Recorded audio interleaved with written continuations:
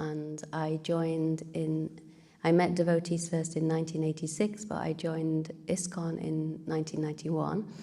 So I lived at Bhaktivedanta Mana for a few years, and then I first met my Gurudev, Nitya-Lila Vishnu-Vishnupada Sata Shishima Bhaktivedanta Narayan Goswami Maharaj, in 1994. And when he first started his world tours in 1996 and he came to England, then I met him, and I was fortunate to receive initiation from him. And then, by some great good fortune, I traveled with him on all his world tours from 1996 to 2010, when he departed this world. So actually, he always instructed me to travel and preach all over the world, and I didn't take the instruction very seriously because I didn't feel myself qualified. But then he told me emphatically that in 2007 you must start now. So then I started at that time traveling to different countries around the world. But then in 2015, I had a big accident, so I had to stop for 5-6 years because of so many injuries and operations. And I didn't think it would be possible to again do, but by the mercy of Gurudev and Vaishnavas, they made the impossible possible. So here I am. So traveling throughout Europe now, and then I'll go on to UK, USA, and South America. So,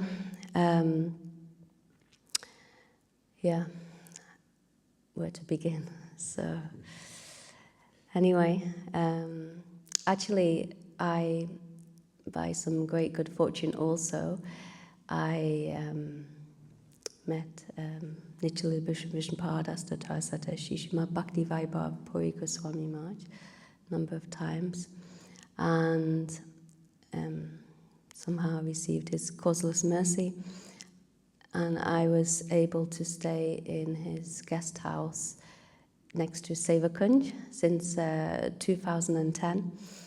So I've maybe seen some of you there, I don't know, and in the temple there. Okay, so tomorrow is a very auspicious day, Nrsimha Chaturdasi. Can everyone hear me, by the way? Am I speaking too quietly? Should I speak a bit? Okay. Nrsimha Chaturdasi, so it's the appearance day of Lord Nrsimhadev. But actually, on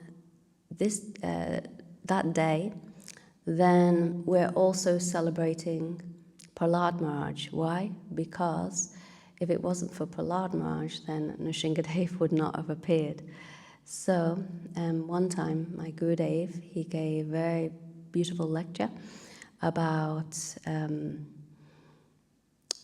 he was glorifying Prahlad Maharaj and in connection with so many other great personalities, and explaining that if it wasn't for Prahlad Maharaj, then all these great personalities, like we find in Srimad Bhagavatam, would not have got the mercy that they received. Are you understanding my English? Yes, okay. Okay. So, first of all, he mentioned how Vamandev, he came to the palace of Bali Maharaj, and we know he came in the form of a dwarf Brahmin. So he, when Bali Maharaj saw him coming from a distance, he was quite overwhelmed, thinking, wow, he's so beautiful, so effulgent, so cute. And he became very happy to see him. So then Vamandev, he came like a beggar, and he was very humbly begging, please, I want something from you. And then Bali Maharaj, he said, oh, what do you want? I'll give you any boon, any benediction you want. You can, take, if you want food, you want drink, you want gold, you want horses, cows, chariots, anything. Even like daughter of a Brahmana or so many villages, cities, anything you can ask. So then Vamandev said, actually, O king of demons, no, I'm just a simple Brahmin boy, I don't require much. Just little something, and then I can be completely satisfied. So I actually, I've taken a vow to do some austerities, and then I just need 3 steps of land, just 3 steps of land. That's all I require. So then Bali Maharaj, he said, oh, actually, you're just a child, just a small boy, so you have very small intelligence. And just as you're very small, your intelligence is the same size, so he started to laugh. He said, look, I can give you everything, so just tell me, what do you want? I can give you as much as you can possibly imagine, even, a great kingdom, or what do you want? So then Vamandev, he said, oh, no, I actually don't want anything. Like I said, just 3 steps of land is sufficient for me to do my bhajan. That's all. So then Bali Maharaj kept insisting, no, take more, do you want a very nice lady to marry? Vamandev said, no, not at all, only 3 steps of land. So then he said, but one thing I need is that you make a vow to give me this, and you make this promise, don't go back on your promise, please. So then Bali Maharaj, he said, as you wish, I'll give you 3 steps of land. So then, actually, Bali Maharaj's guru, he was, we know he's Sukracharya, he's quite materialistic. So then he was concerned about his own security. He wanted to make sure that nothing was taken away. So he warned Bali. He said, oh, look, be very careful. Actually, you don't know who this personality is. He said that you shouldn't trust him. Don't be fooled. Actually, you know who he is. He's the Supreme Personality of Godhead himself, Vishnu. So he will cheat you. Be very careful. So then he said, okay. Bali Maharaj, he didn't listen to his guru. Why? Because he had some understanding that, okay, if he's the Supreme Personality of Godhead, Vishnu, then, even if he's the owner and controller of everything, so even if he wants to cheat me, everything's his anyway. Doesn't matter. He can take anything and everything. So then Bali Maharaj said, okay, yes. What is it you want? You want these 3 steps of land? Yes, you can take. So then Sukracharya, being very worried, he said to Bali Maharaj, look, you've disobeyed my order, therefore I'm going to curse you. So you will be bereft of all your opulence, everything. So anyway, Bali Maharaj, he, as promised, he took this vow, and he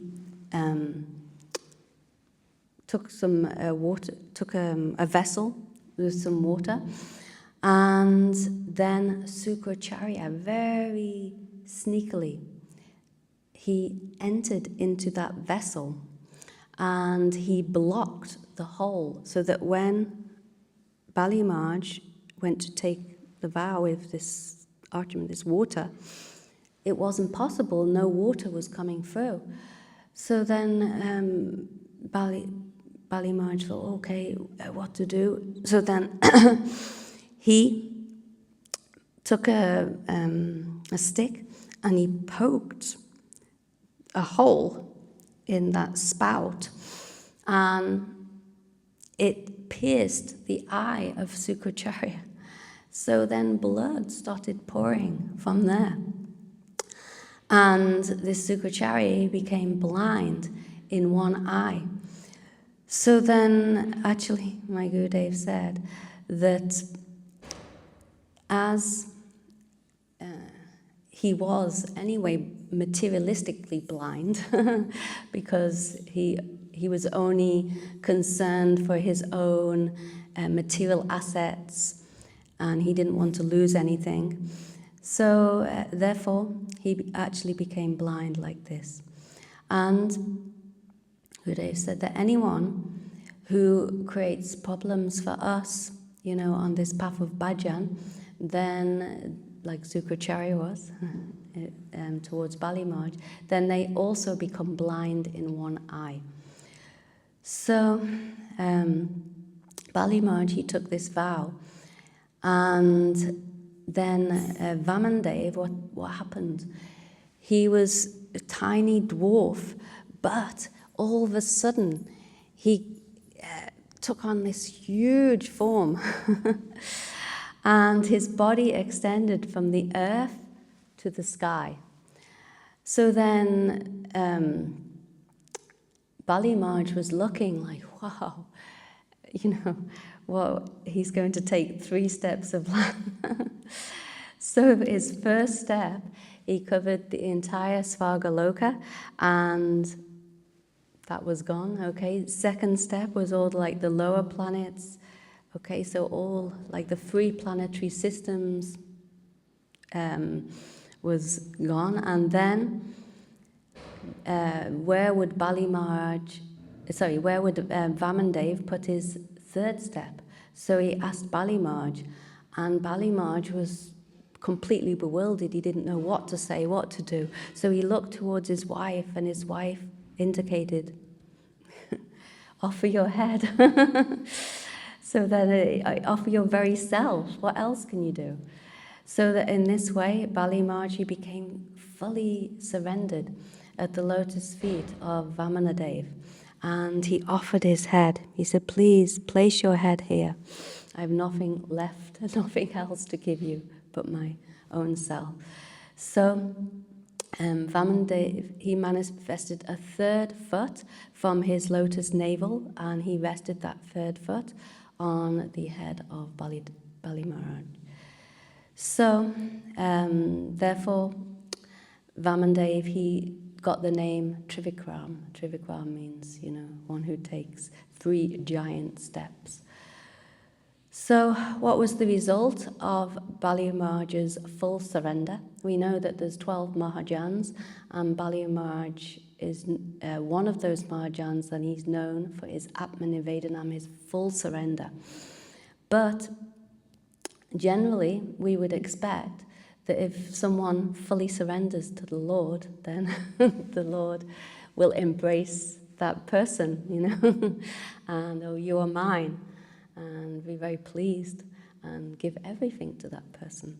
But what did Vamandev do? He immediately arrested him, and he bound him with the ropes of Vruna.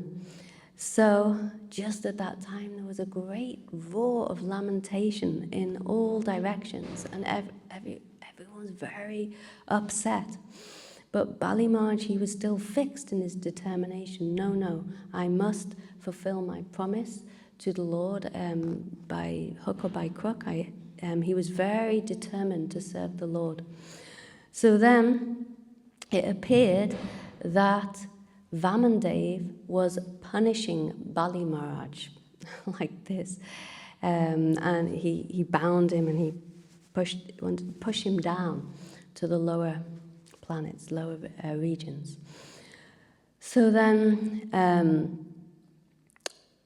everyone was completely astonished, and everyone surrounding Balimarj all Balimarj's associates were very, very upset. They wanted to attack the Lord even.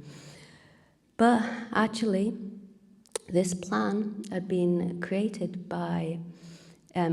for Bali Maharaj, by the Lord, by the desire of the Lord. Why? Because it seemed like he was punishing him, like taking everything away. But actually, what did he award him?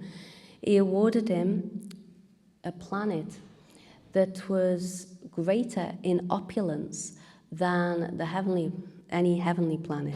Even he arranged for Vishvakarma, the architect of the demigods, to make a grand palace which was greater than even Lord Indra's palace.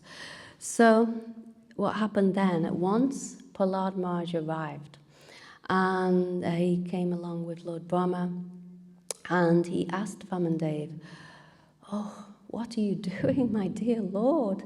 We've never seen anything like this before."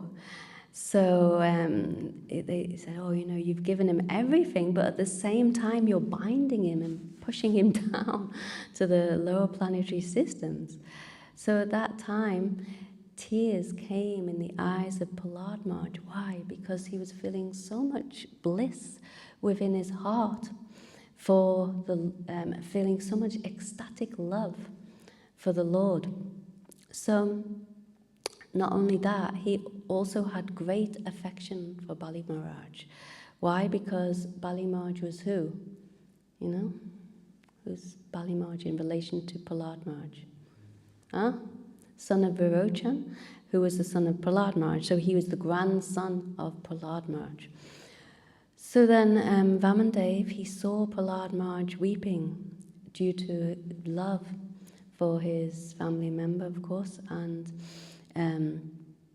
for the Lord. So therefore, he very humbly said, "Oh, Bali Maharaj." Vamandev said to Bali Maharaj, "Actually, it appears that you were donating to me. You were like the donor to me, giving me whatever I asked for. And I was the receiver. But actually now, I am the donor and you're the receiver. So I should give you whatever you ask for. You just please ask any benediction. I will give you whatever you want."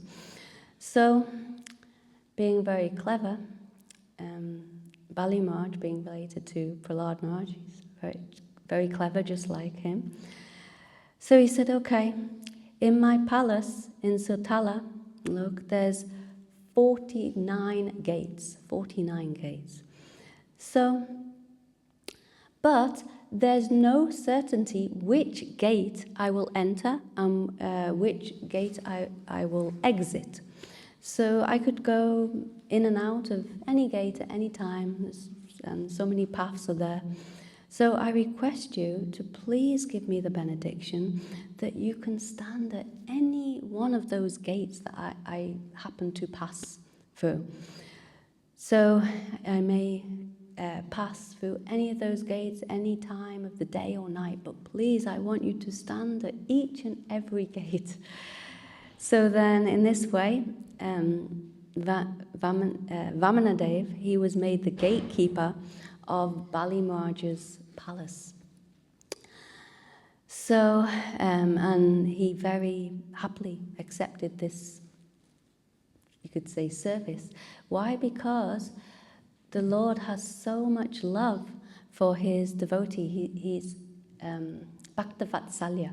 He has so much love and affection for his devotees.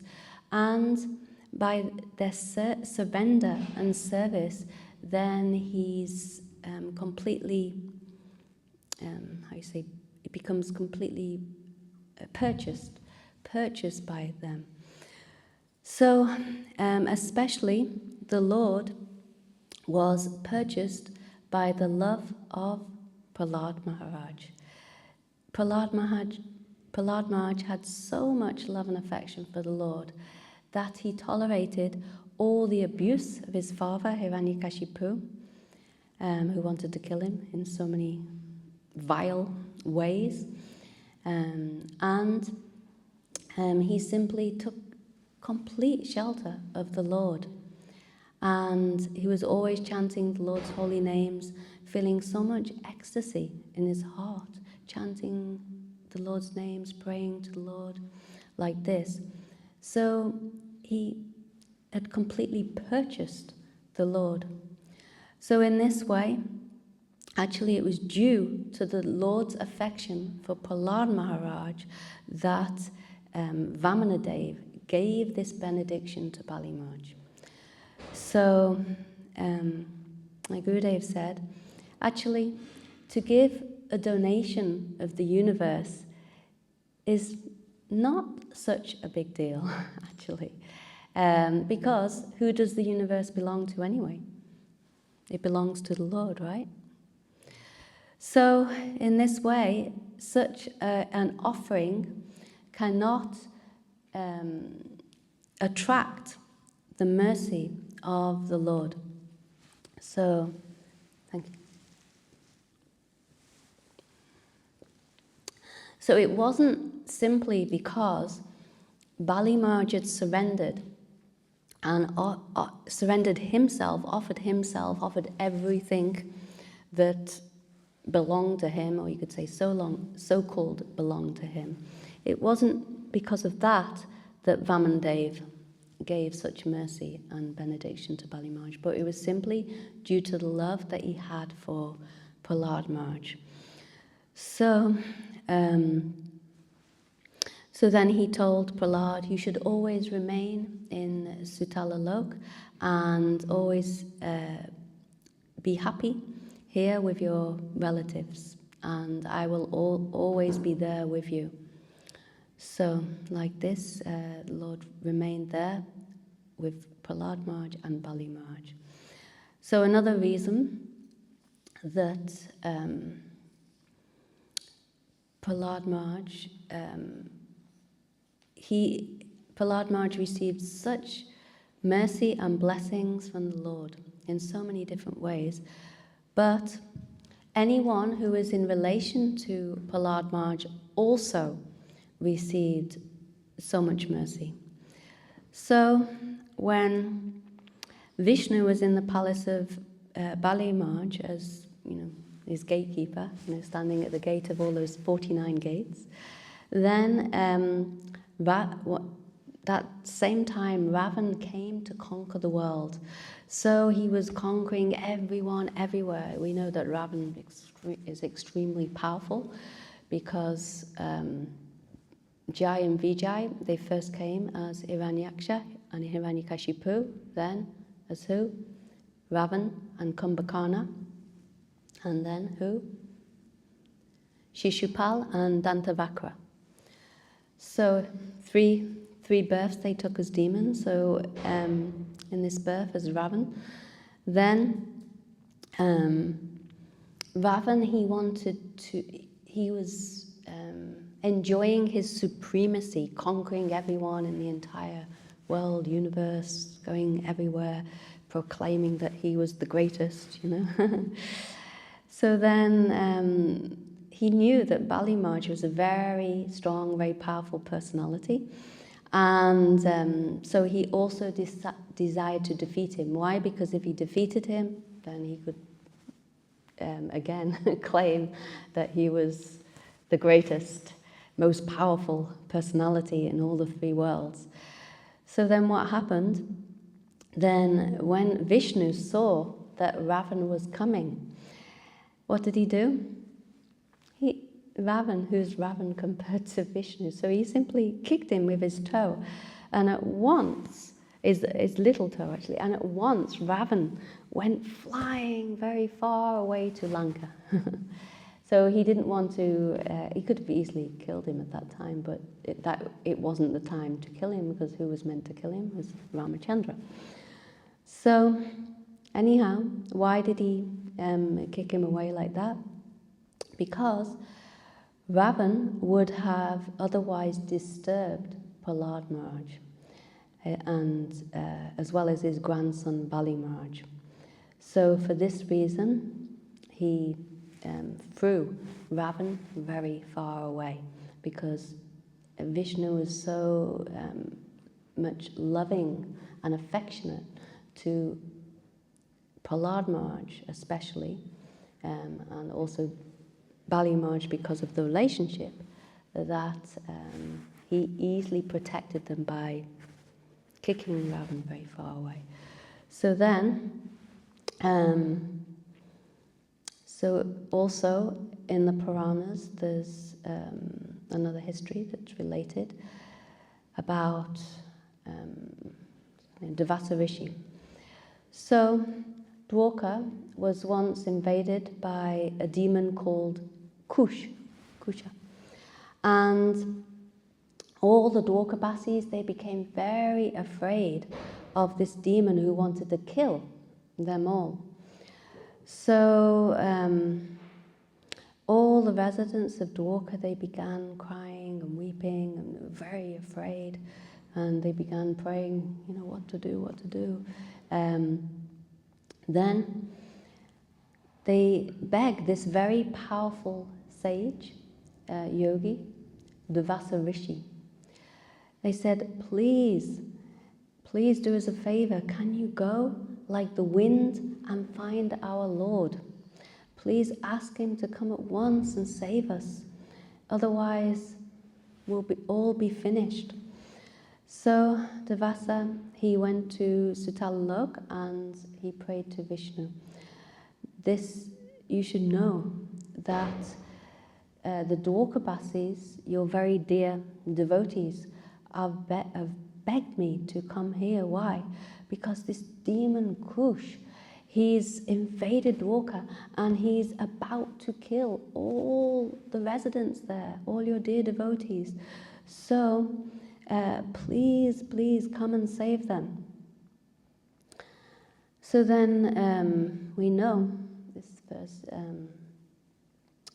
Aham Bhakta Paradina, that Vishnu said, Lord Narayan says, to Devasa Rishi, I'm not at all independent. I'm completely under the control of my devotees. I'm under the control of them. Why? Because they have so much love and affection for me. They purchased me by their love. So, so in this way, Vishnu, he said, look, if you like, you can pray to Bali Maharaj. And if he orders me to go, then I can go, otherwise not.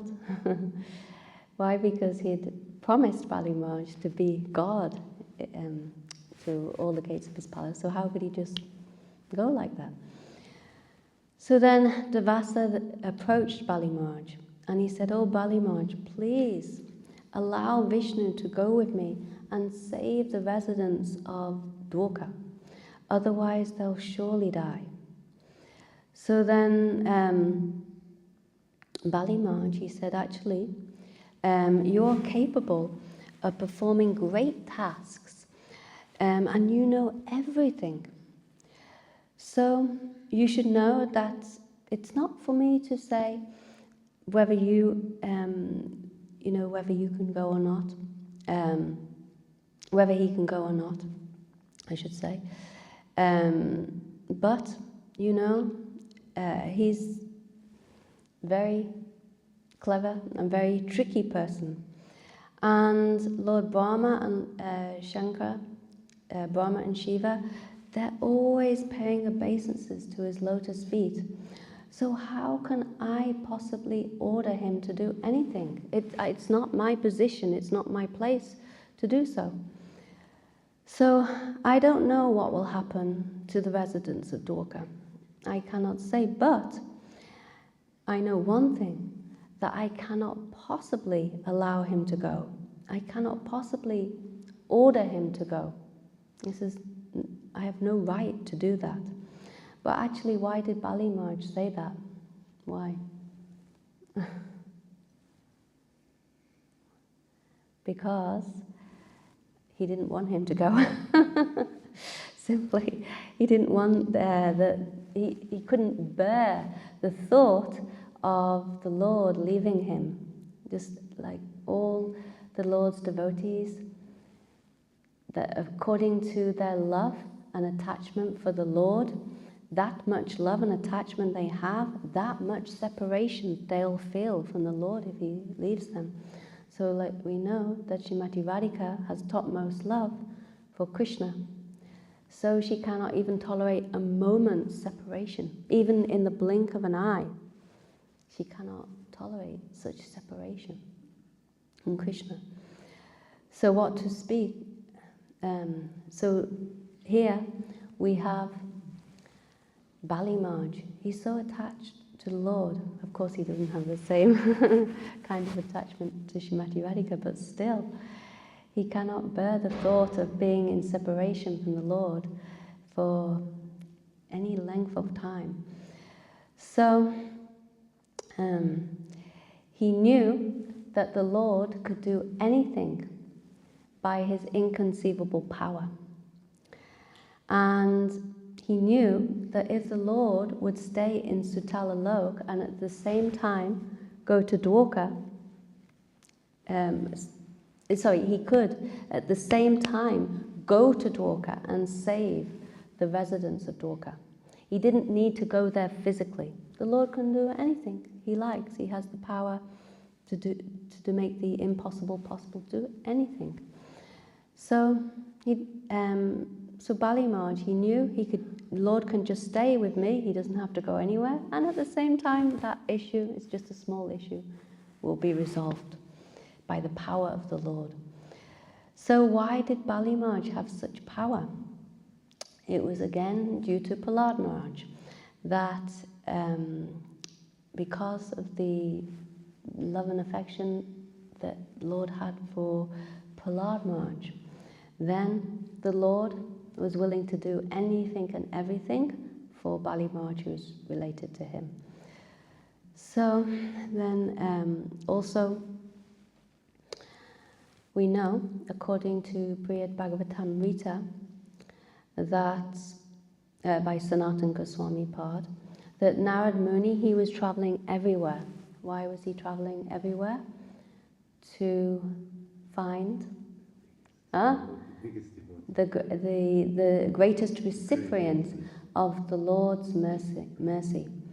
So first he traveled throughout this world, and then he went to higher planets, heavenly planets. He went to the abode of Lord Brahma, Lord Shiva, everywhere. And wherever he went, he would approach each and every devotee and start glorifying them. And he would say, oh, you are the greatest recipient of the Lord's mercy. So finally he came to Prahlad Maharaj, and he glorified him so much, in so many ways. And then Narad Muni, he prayed to Vishnu that I once received a curse from Daksha. What was that curse? Does anyone know? Anyone know the curse that was received from Daksha? That he cannot stay in one place? Yes, that he cannot stay in one place for longer than you remember? It takes a Brahmin to milk a cow. So that's not very long. So then, also, not only that, but Narad Muni was cursed by Jara. You know who's Jara? Jara is old age personified. So he had previously approached Narad Muni, and he said, you know, I want to marry you. What does that mean? I want to marry you, that you will become very old. But Narad Muni, he didn't care for becoming very old like this, but still, hearing this, he immediately ran away, he fled. And he was on his way to Goloka Vrindavan. So, being very upset, then Jara, she cursed him also in the same way that Daksha cursed him. You know, you cannot stay. You won't be able to stay for very long in any one place. You will have to keep moving. But actually that curse wasn't really a curse. Why not? It was a benediction, because by Narad Muni's traveling, then he's giving mercy to so many people, so many devotees all over the three worlds. So, so Narad Muni said, "Oh, I don't care about such curses, but I want to remain in Sutala Lok and serve you there," he told the Lord. So why did this incident take place? What was the cause? It was again due to Prahlad Maharaj, that Vishnu is always staying in Sutala Loka primarily due to Prahlad Maharaj and of course Bali Maharaj, because Bali Maharaj is related to Prahlad Maharaj. Just fix this. Okay. No, it's become a tangle. So,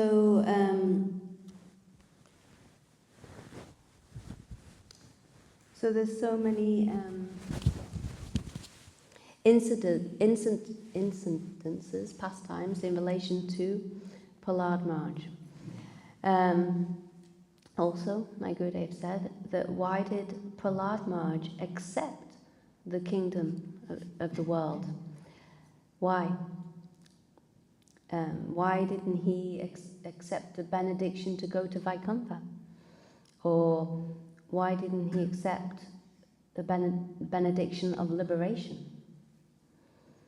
Actually, he only accepted this earthly kingdom because he thought that if I remain here, then I will easily be able to preach love and devotion to the Lord everywhere. So, what would have happened if Prahlad Maharaj had immediately gone to Vaikuntha? Then he wouldn't have that opportunity to preach. This is a very great service, actually. If we get this opportunity to preach, we can consider ourselves very fortunate. Because, as Krishna says in Bhagavad Gita, that those who preach, they are most near and dear to me. They are the dearest devotees to me. So, if you have money, no harm, then you can use it in the service of Krishna and preach Krishna Bhakti everywhere. You can, if you have money, you can establish temples like this, and so much preaching can go on from such temples. So in this way, Krishna will be happy, all devotees will be happy, and especially Bhakti Devi will be very happy by your preaching efforts. In turn, of course, if the Lord is happy, if Bhakti Devi is happy, then our soul will be most happy. So, lastly, there's one other pastime in relation to Prahlad Maharaj. That once Prahlad, he visited Naimisharanya, and he came across a sage there with matted locks. So, what was very unusual about this sage is he had bow and arrow and a sword. So you don't generally see sages in the forest with bow and arrow and sword. So it's the duty of any Vedic king to make sure proper religious principles are maintained in the kingdom, according to Varna Ashram Dharma. So when Prahlad Maharaj came across this sage with these weapons, then he said, "Oh, why are you carrying such weapons? And what? And at the same time, you're wearing the garb of a renunciate and performing austerities. So actually, you shouldn't be carrying weapons like bow, arrow, and a sword. This is not correct. It's not right. So I cannot allow you to stay in my kingdom with these weapons, in the garb of a renunciate with such weapons. So you can either be a sage or a kshatriya. What do you want? You decide. And if you don't agree to my instructions, then you can simply fight with me and try to defeat me if you like. So so then that person, he said, okay, I can accept your challenge. And he was ready to fight. So he took up his weapons, and Prahlad Maharaj took up his weapons, and they were fighting and fighting. 1 day passed, another day passed, 3-4 days passed. They were continually fighting. And then Prahlad Maharaj, he was thinking, who is this personality? I just can't defeat him, no matter how much I'm trying with all my might. I'm trying for so many days now to defeat him, and it's just not possible. And remember, Prahlad Maharaj, he was a very mighty warrior. No one could easily defeat him. So then he began thinking, who is this person? Who is he? Why is it that I can't defeat him? So then he thought, okay, I will have to find out. So he entered a trance of meditation, closing his eyes, and he was meditating. And then he saw in his meditation that that same Lord to which he offered a garland with his own hands to in the morning, that the deity of Lord Nrsingadev, that same Lord Nrsingadev, who had accepted that garland from him, he saw that garland on this personality to whom he was fighting and trying to defeat. So then he realized, oh, the Lord is so tricky.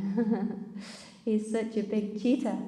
And he began to laugh, and then he said, okay, you've defeated me. And he dropped his bow and arrows like this. He said, oh my Lord,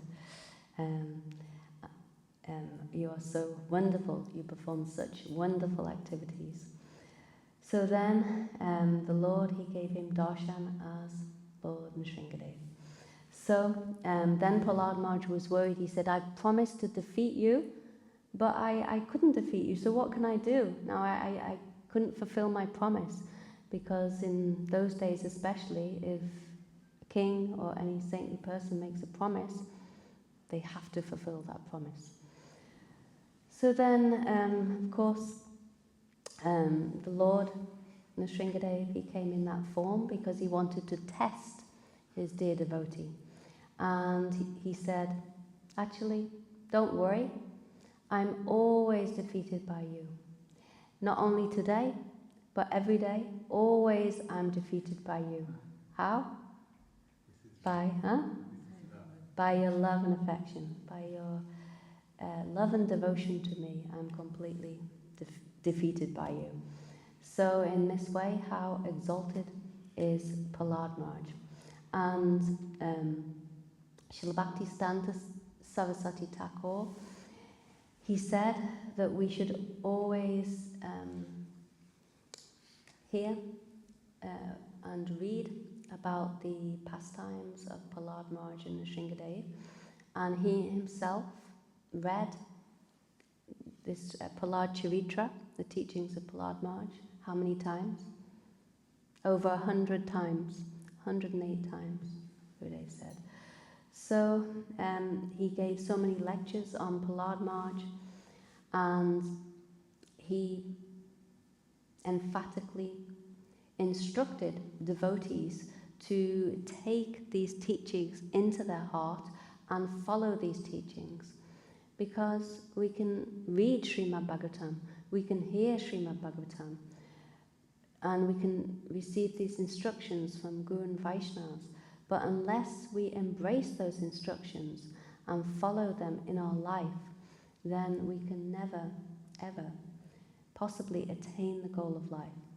So, my Gurudev said, if you really want to be happy, don't try to gallop over Prahlad Maharaj to be in Vrindavan.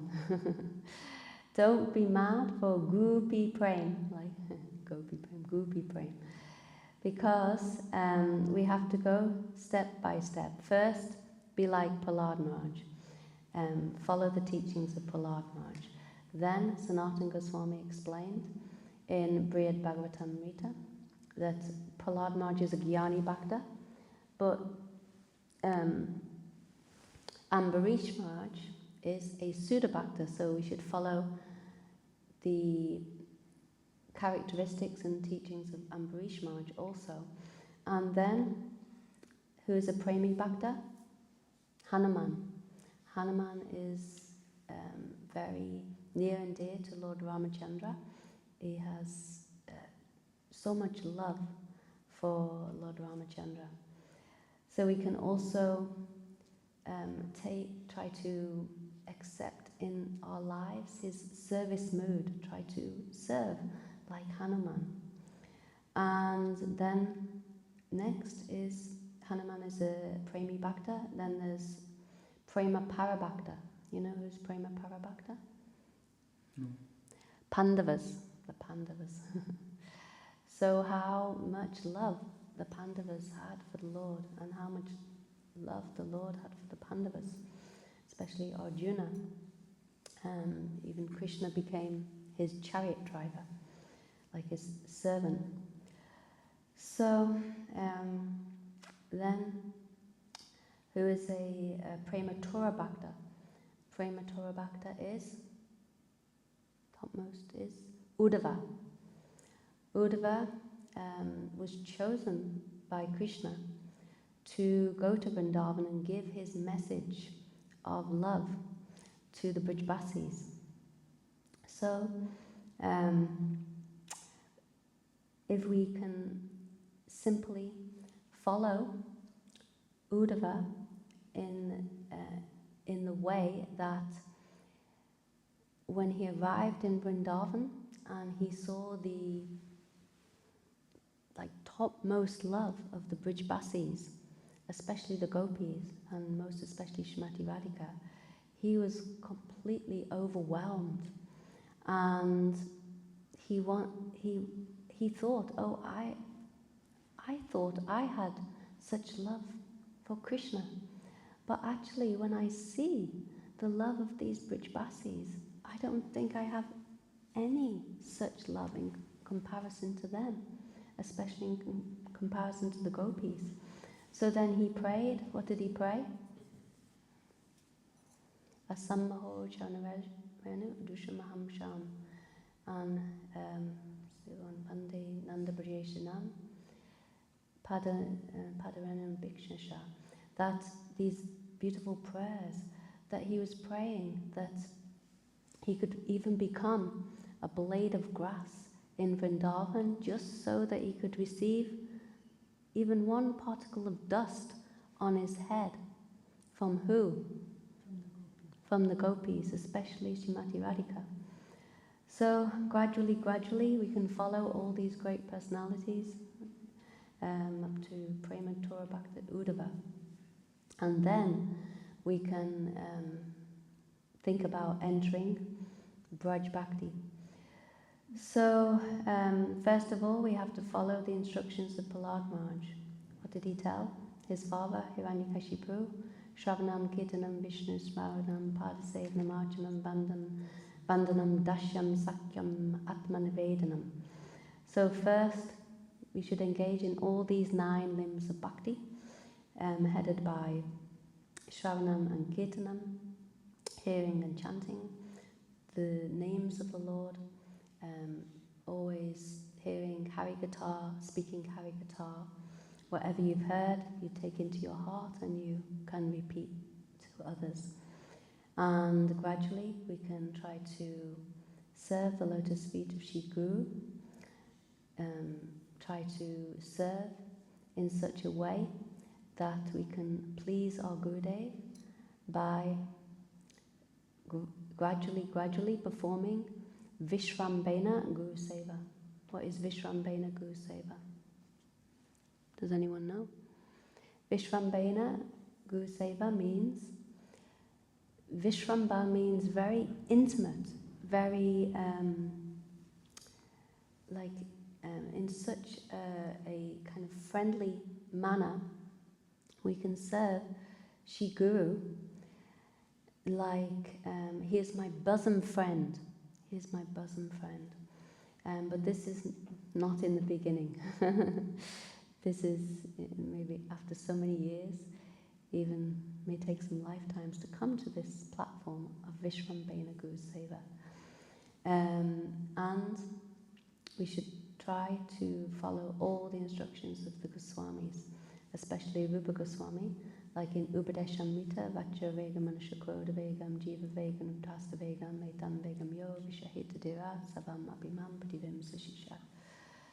All these instructions, what is to accept what is favourable for bhakti and reject what is unfavourable for bhakti. And in this way, we can gradually attain the goal of life and be happy forever. So with that, I end my speech, which is exactly on time, I hope. But if anyone has any questions or comments, then please speak out.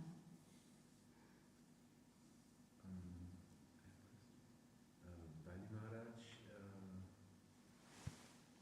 don't listen to Guru. Sorry? Don't listen to Guru. He didn't listen to his guru, that's Yes, true. He didn't listen to his Guru and only listen to Krishna. Uh-huh. But all the acharyas say the opposite. That Okay, first okay. come Gurudev, Yeah. and then we have the chance to serve Krishna and to listen what he... So, it's a good question. Why didn't Bali Maharaj listen to his guru, Sukracharya? So, his guru is a guru of the demons, Sukracharya. So, Sukracharya had very materialistic mind, mentality. And he also was very selfish. And he was thinking that if I know who this personality is, this is Vishnu, and he's come by the desire of the demigods to cheat Bali Maharaj and the demons. So he wants to cheat him out of the kingdom. Actually, Bali Maharaj usurped the kingdom from who? From Indra and the demigods. So Vamandev, he wanted to give the kingdom back to Indra and the demigods. So Sukracharya, he didn't want this. He didn't want to lose his position. He didn't want to lose all this opulence. So he was giving his, you could say, disciple Bali Maharaj this instruction for the wrong reasons. So in other words, you can say he was a bogus guru. He's not real guru. In the sense, real guru would say the complete opposite. Oh, the Lord has come and he's begging you for something. Give him whatever he wants. You understand? Then it's not that you will be cheated, but you will be given everything. You understand? But he didn't, Sukracharya, he didn't understand this, and he was completely covered by illusion, and he wanted his disciple to remain in Maya also. Bali Maharaj, he should remain in Maya. But a real guru will want to deliver his disciple from Maya, from the illusory material energy, and encourage him to surrender. So any guru who's encouraging the opposite, for us to not surrender, to not give what the Lord asked, then he's bogus and we don't need to follow him. That means the wife of Bali is the real guru from Bali? The wife of Bali Maharaj because gave she him, said gave him instruction. good instruction. Yes, in that way she was a kind of devotee who understood what was in Bali Maharaj's best interest. So, yeah, and he was, of course, completely right to follow his wife's suggestion like that. So, yeah. Anyone else? Any questions or comments? No? Okay, so tomorrow is a very auspicious day. And like I said, it's Lord Nrsingadev's appearance day, and we will hear pastime of how Prahlad Maharaj caused Nrsingadev to appear and completely save his dear devotee Prahlad Maharaj, completely protect him and give him benedictions. So in Srimad Bhagavatam, 7th canto, this is a very long pastime, but we will try to make it, how you say, as condensed as possible. Not so easy. But actually, is there this class just tomorrow evening? No class in the morning, right? If you want, you can give us in the morning. We make a kirtan from, usually it's depend. If you give class, we can start at 7:30 with the kirtan till 9 or something like that. Yeah. It's up to you. It's up to you. I'm at your service. I'm your servant. So, I mean, I don't mind. What would you normally do on Nrsinga Chatterdasi? Do you normally have 2 classes or 1 class? I don't know. They know. I'm here only. 2 classes. Ah. Maybe you should like to take also nap, you know, a little bit rest and all the stuff, you know. You want to rest? No, No. you for you, no. Oh, I you should see, Take yeah. rest, you know. And all the Well, stuff, you know. okay. Well, how about this? If you want, I could give a little class at 10 o'clock. Yeah, it's 10 okay. o'clock, if that's okay, because then it gives Okay, me a we little bit start more the rest. kirtan later, and then we do all program. Maharaj is coming. But sorry, say that again.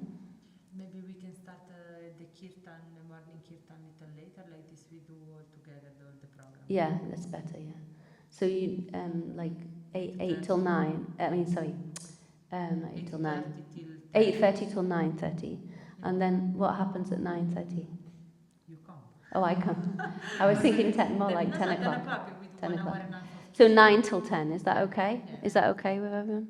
9 till 10, and then I'll just give short class, and then in the evening again. But maybe Marge also, or anyone else wants to speak, they can speak also. Okay. So, Jai Shri Prahlad Maharaj ki Jai. Shri Nrsinga Bhagavan ki Jai. Shri Rupanuga Gurvaga ki Jai. Anantapadi Vaishnava Vinda ki Jai. Samakata Bhakta Vinda ki Jai. Shri Nitai Gaur Premanandi Hari Hari Bol. Vanchakapadrubhyasta Kripa Sindhaveva Cha. Patitanam Pavanebhyo Vaishnavebhyo Namah.